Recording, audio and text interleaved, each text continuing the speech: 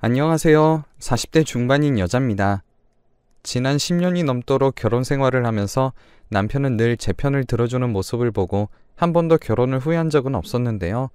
그런데 2년 전 처음으로 남편이 절 배신했는데 도저히 용서할 수 없을 만큼 실망했고 다시는 상종도 하지 않기로 했습니다. 처음 남편과 결혼할 당시에는 남편이 시어머니와 저 사이에서 중재도 참 잘했었어요. 덕분에 시어머니와 사이도 나쁘지 않았습니다. 전 결혼하기 전에 결혼에 대한 로망이 있었는데요. 저희 부모님이 동네에서 소문난 인고 부부셨기 때문에 그런 모습을 보며 결혼을 하면 남편과 단둘이 알콩달콩 살고 싶다는 생각을 했었습니다. 그런데 남편은 아버지가 안 계셔서 어머니를 책임져야 하는 상황이었어요. 어머님도 남편과 함께 살기를 원하고 계셨고요. 하지만 제가 따로 나와서 살고 싶다고 하자 남편은 고민하다가 밖에서 독립해서 혼자 살던 도련님 보고 집으로 돌아오라고 했고 저희는 따로 나와서 신혼집을 차렸습니다. 대신 신혼집은 친정에서 해주셨죠. 다행히 저희 집이 경제적으로 여유가 있는 편이라 결혼 자금의 대부분도 저희 부모님에게 많은 도움을 받을 수 있었습니다. 그렇게 결혼 직전까지는 걱정이 많았어요. 홀어머니 밑에서 자란 남자랑 결혼하면 시어머니가 질투를 많이 한다는 말을 여기저기서 많이 들어서 저희 어머니도 그러시면 어쩌나 걱정이었죠. 그런데 저희 어머니는 전혀 그런 기미도 보이시지 않으셨습니다. 오히려 저를 딸처럼 생각해 주시며 제가 좋아하는 반찬들을 매번 챙겨주셨죠. 지나가다 예쁜 머리끈이라도 보시면 꼭 사오셔서 절 만나실 때마다 작은 것이라도 선물로 주셨어요. 그럴 때마다 참 결혼 잘했다는 생각도 했었죠.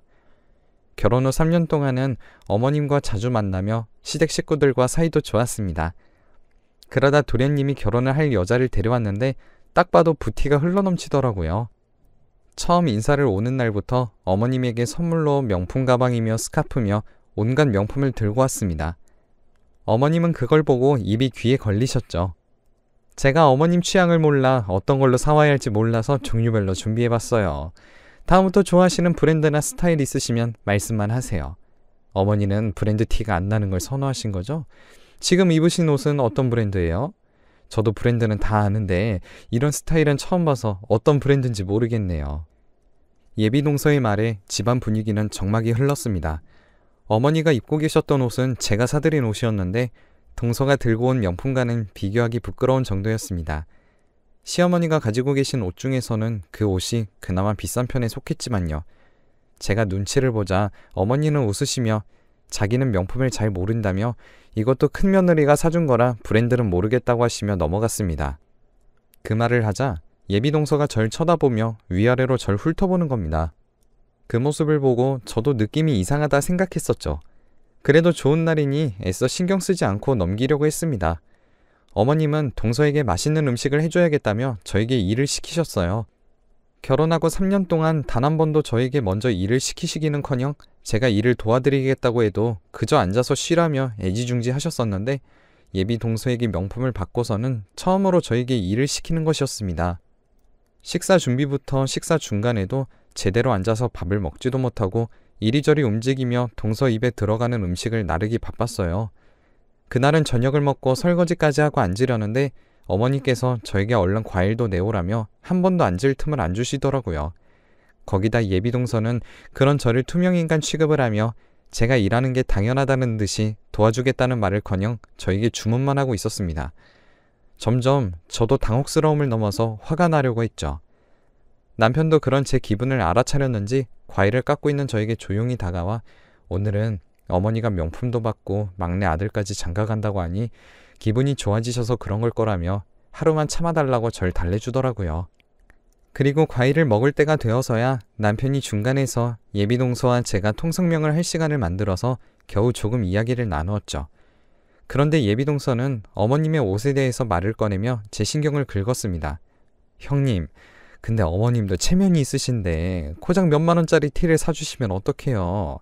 여자들 마음은 여자가 제일 잘 알잖아요. 어머님도 여자신데 이왕 사드릴 거면 더 예쁘고 값 나가는 걸로 사주시지 백화점에서 판다고 다 똑같은 백화점 옷은 아니잖아요? 그렇죠?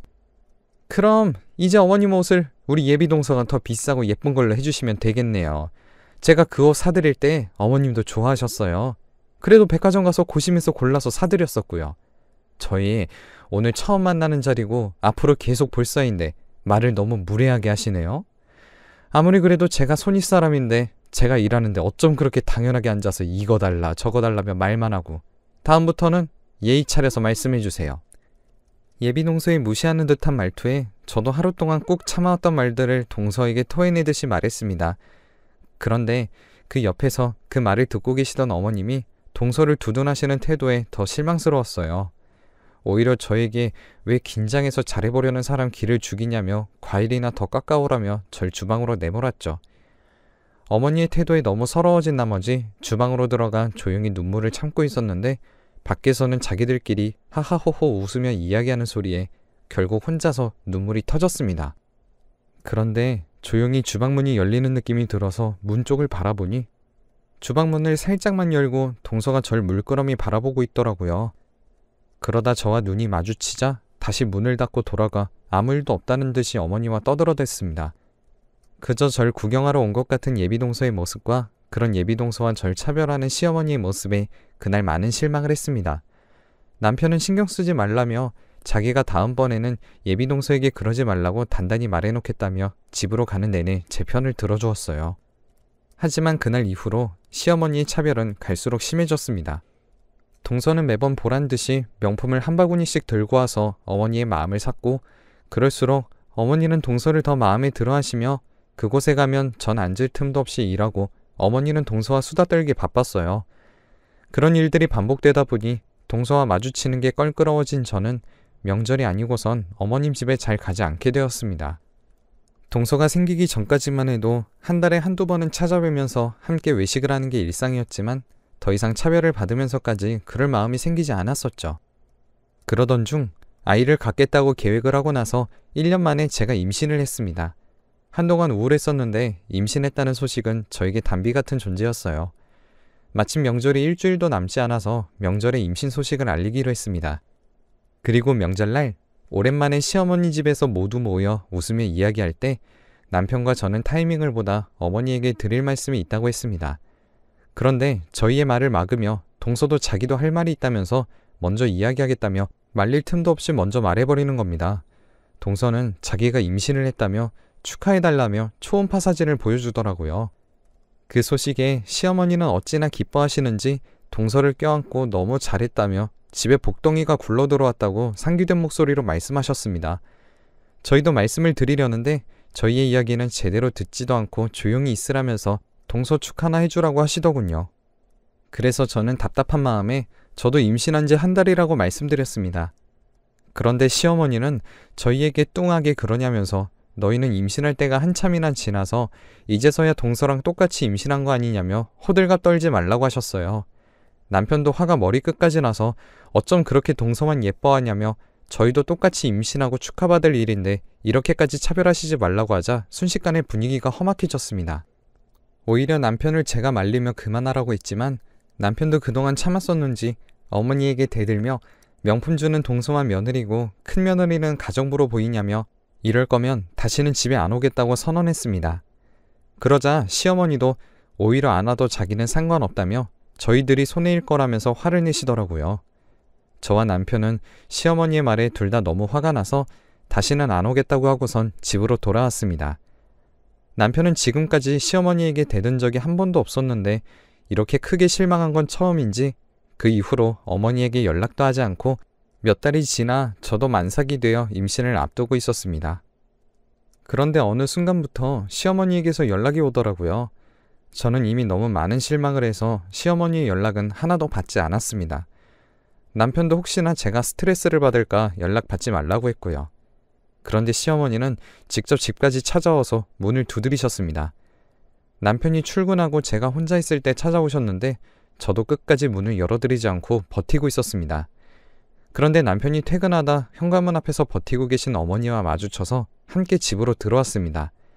시어머니는 절 보시자마자 집에 있으면서 왜 없는 척 했냐면서 버르장머리도 없는 사람 취급하시더라고요. 그러시면서 다음날 아침부터 일찍 자기와 가야 할 곳이 있으니 준비하고 있으라면서 그날 밤은 저희 집에서 자고 아침에 저와 함께 출발할 거라고 하셨습니다.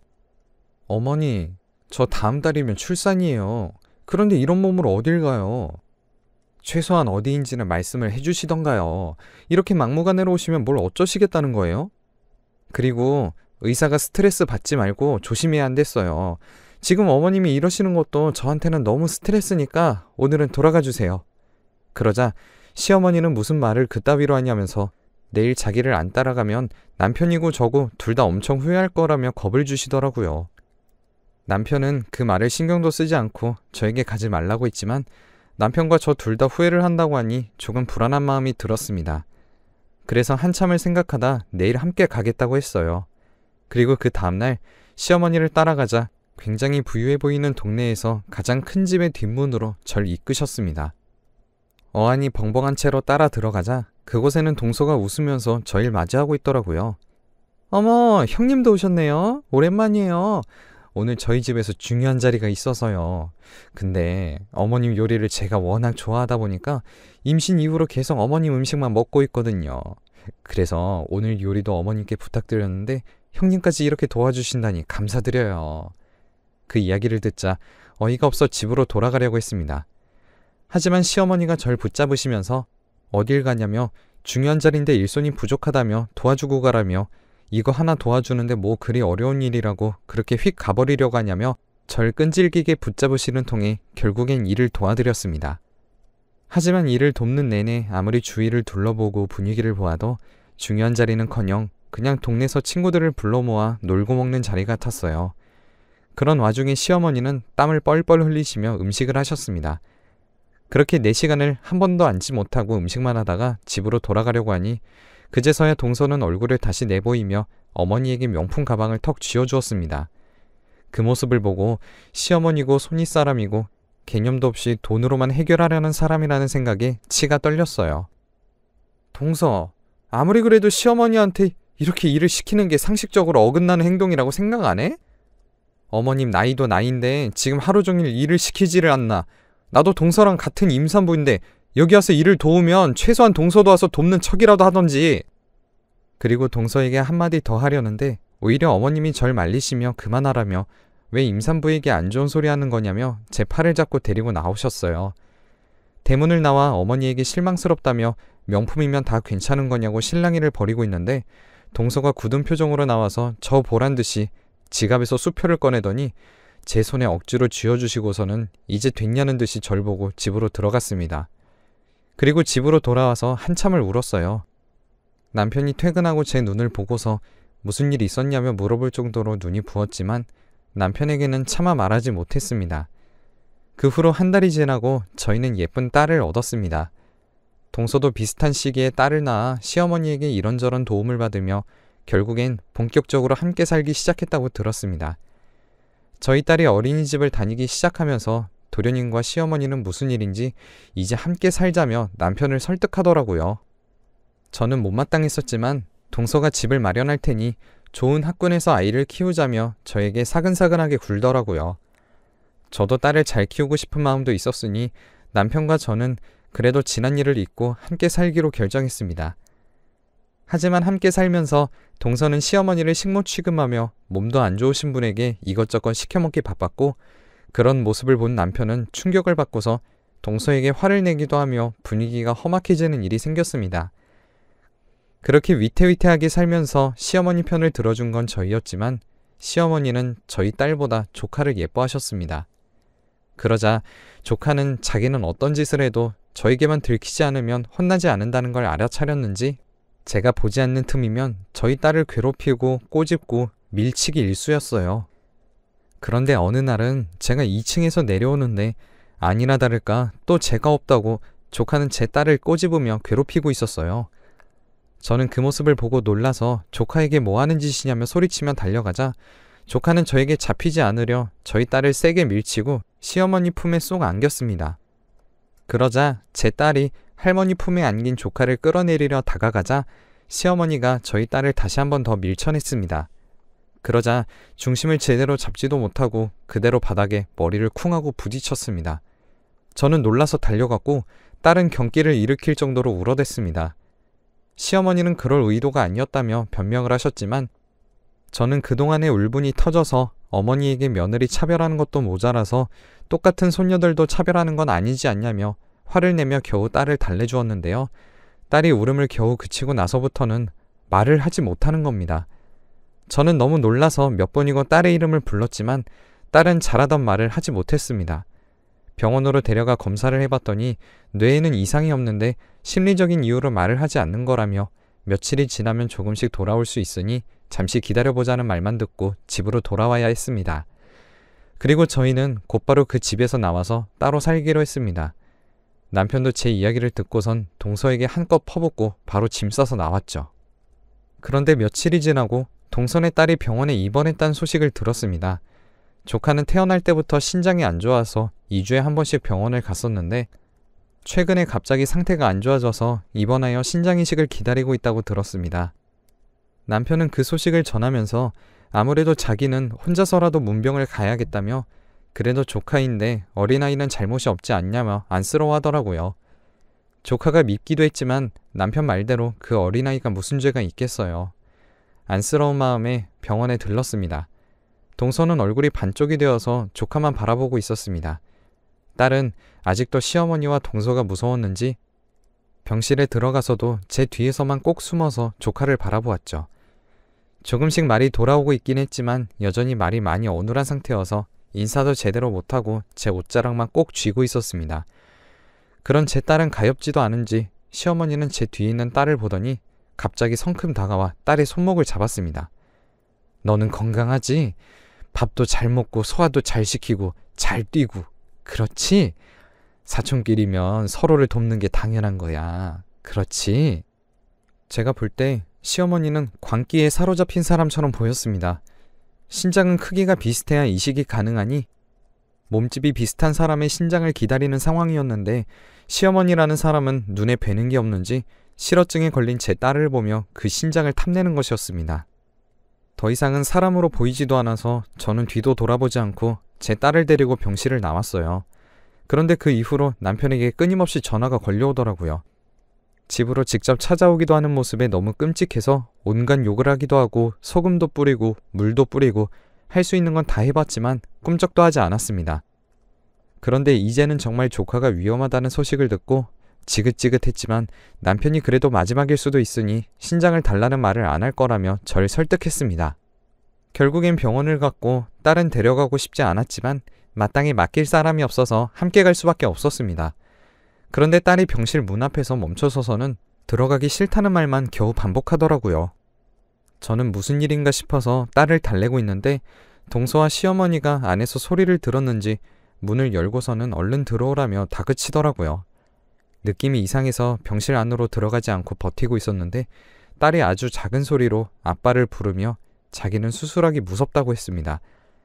그 말을 듣고 남편을 바라보자 동서와 도련님 사이에 아무렇지 않게 서 있는 남편이 보였고 딸이 왜 남편이 먼저 병실로 들어갈 때까지 기다렸는지 알아챌 수 있었습니다. 그 순간 저도 인정사정 볼 것도 없이 남편에게 다시는 우리 딸 볼 생각도 하지 말라고 하고 병실 안을 뒤집어 엎고 나왔습니다. 그동안은 딸을 위하는 척하면서도 사실은 동서와 한 통속이었던 거였죠. 알고 보니 동서가 함께 살자고 할 때부터 이미 자기들끼리 시나리오를 다 짠 거였죠. 어떻게 자기 딸이 실어증이 걸렸는데 그 와중에 신장을 빼내서 남의 자식에게 줄 생각을 한 건지 이해할 수도 없고 이해하고 싶지도 않네요. 그 일이 있고 곧장 짐을 싸서 지방에 있는 친정으로 도망쳐 왔습니다. 그 후 바로 이혼 소송을 했고 남편이 한 짓이 있으니 당연히 양육권도 저에게 돌아왔어요. 다행히 제 딸은 이제 초등학교 입학을 앞두고 실어증도 다 나았습니다. 순간 교육에 눈이 멀어 뭐가 딸을 위한 것인지 몰랐던 때도 있었지만 이제는 딸이 가고 싶은 곳들을 다니며 행복하게 살고 있습니다. 이따금씩 제 번호를 어떻게 한 건지 복수할 거라는 내용이 문자로 오기도 하는데요. 번호를 바꿔도 계속해서 오는 문자 내용은 틀림없이 동서인 것 같습니다. 그래서 얼마 전 그동안의 문자 내역들을 모아서 동서라는 증거를 경찰에 넘겼습니다. 곧 접근 금지 처분이 내려질 거라고는 하더라고요. 그래도 조금 불안하기는 하지만 최소한 딸을 행복하게 해주는 엄마로 살기 위해 노력하고 있습니다. 그동안 딸이 차별받으며 서러웠을 걸 생각하며 앞으로는 무조건적으로 딸 편에 서서 살아가려고 해요. 여러분들도 행복하게 사세요.